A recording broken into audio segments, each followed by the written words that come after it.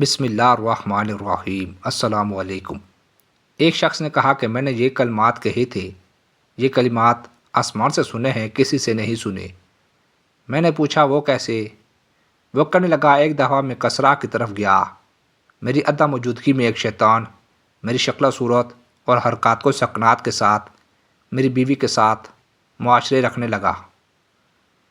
اس نے آواز بھی میری طرح اختیار کر رکھی تھی، اس لیے میری اہلیہ کو اس کے بارے میں کوئی شبہ نہ ہوا۔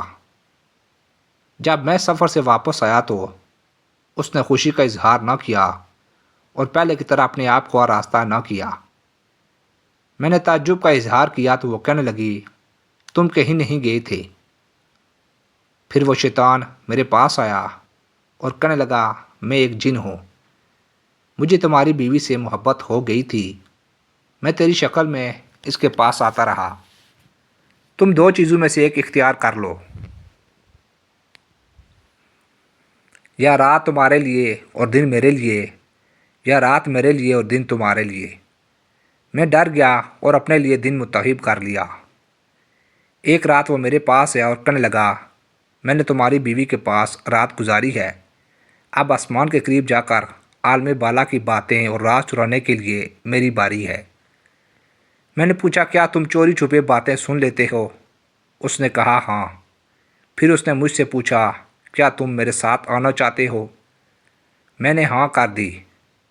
اگلی رات وہ میرے پاس آیا اور کہنے لگا منہ دوسری طرف کرو۔ میں نے چہرہ دوسری طرف کر لیا۔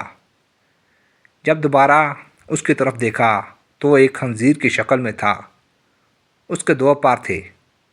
اس نے مجھے اپنی پشت پر سوار کر لیا، اس کی گردن پر خنزیر کی طرح کے بال تھے۔ اس نے کہا ان بالوں کو مضبوطی سے پکڑ لو، تم عجیب و غریب اشیاء دیکھو گے، مجھ سے علیحدہ نہ ہونا ورنہ ہلاک ہو جاؤ گے۔